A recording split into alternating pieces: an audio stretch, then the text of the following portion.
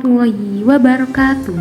Alhamdulillah, segala puji bagi Allah Subhanahu wa Ta'ala yang telah memberikan nikmat iman, Islam, serta kesehatan kepada kita semua. Perkenalkan, nama saya Niswatul Mahmudah atau biasa dipanggil dengan Bu Niswa. Pada kesempatan kali ini saya akan menyampaikan materi pembelajaran untuk siswa kelas 4 Madrasah Ibtidaiyah dengan tema Isra Mi'raj Nabi Muhammad Sallallahu Alaihi Wasallam. Video ini dibuat sebagai bagian dari praktek mengajar mata kuliah pembelajaran sejarah kebudayaan Islam dan bertujuan untuk memberikan contoh pembelajaran yang menyenangkan, edukatif, dan religius bagi anak-anak madrasah. Semoga video ini bisa memberikan manfaat, menambah wawasan, dan menumbuhkan kecintaan kita kepada Nabi Muhammad Sallallahu Alaihi Wasallam. Yuk anak-anak, siapkan diri kalian. Mari kita mulai pembelajaran hari ini dengan membaca basmalah bersama-sama. Bismillahirrahmanirrahim. Latar belakang Isra Mi'raj Nabi Muhammad Sallallahu Alaihi Wasallam. Isra Mi'raj menjadi tasliyah atau penghibur hati Nabi Muhammad setelah mengalami berbagai kesulitan. Kesulitan tersebut menjadi latar belakang di Isra Mi'raj Nabi Muhammad oleh Allah Subhanahu wa Ta'ala. Berikut beberapa kesulitan yang terjadi latar belakang peristiwa Isra Mi'raj Nabi Muhammad.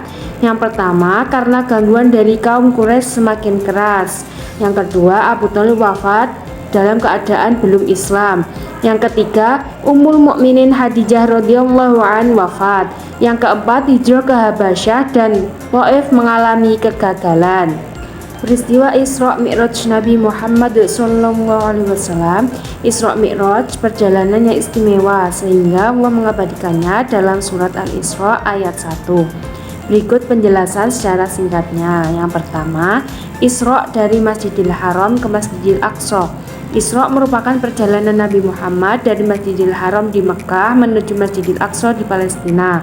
Dalam perjalanan menuju Masjidil Aqsa, malaikat Jibril alaihissalam mengajak Nabi Muhammad untuk singgah di beberapa tempat seperti Yasrib atau Madinah, tempat tujuan hijrah, Madian, tempat pemberhentian Nabi Musa alaihissalam dari kejaran Fir'aun, Bukit Tirsina, tempat Nabi Musa alaihissalam menerima kitab Taurat, dan Baitul Maqdis, tempat kelahiran Nabi Isa alaihissalam. Mi'raj dari Masjidil Aqsa ke Sidratul Muntaha. Dalam perjalanan Mi'raj, Nabi Muhammad bertemu beberapa nabi yang pernah diutus Allah sebagai rasulnya.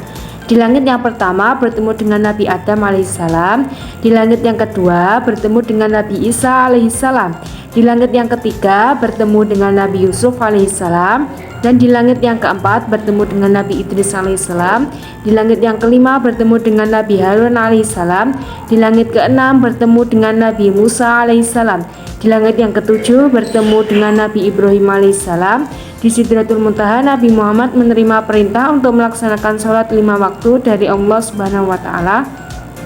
Oleh karena itu, kita wajib mengerjakan sebagai wujud ketaatan kepada Allah dan Rasul-Nya. Selanjutnya ada kejadian yang dialami Nabi Muhammad SAW ketika Isra Mi'raj.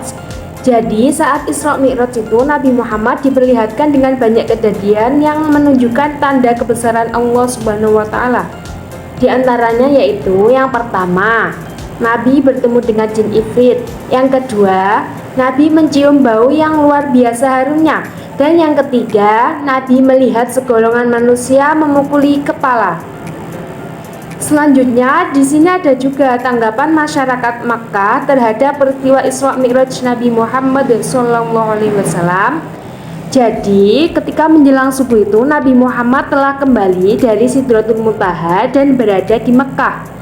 Beliau kemudian menceritakan peristiwa yang luar biasa yang baru saja dialaminya tadi malam kepada kaum muslimin. Jadi yang pertama kali diceritakan adalah kaum muslimin. Selanjutnya orang yang pertama yang mempercayainya adalah Abu Bakar. Selanjutnya berita tentang peristiwa Isra Mi'raj akhirnya sampai ke kaum Quraisy. Mendengarkan itu sebagian besar kaum Quraisy merasa gembira. Menurut mereka peristiwa Isra Mi'raj yang mustahil dan merupakan kebohongan Nabi Muhammad SAW itu semata.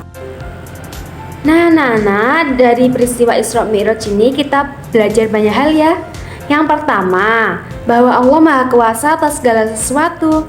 Yang kedua, bahwa sholat adalah hadiah istimewa dari Allah, maka kita harus rajin dan tidak meninggalkannya. Yang ketiga, bahwa iman kita harus kuat walau ada orang yang tidak percaya. Mari kita tiru semangat Nabi dan para sahabat untuk selalu taat, jujur, dan percaya kepada Allah Subhanahu wa Ta'ala. Terima kasih sudah menyimak pelajaran hari ini dengan baik. Jangan lupa untuk selalu menjaga sholat, akhlak, dan semangat belajar. Wassalamualaikum warahmatullahi wabarakatuh.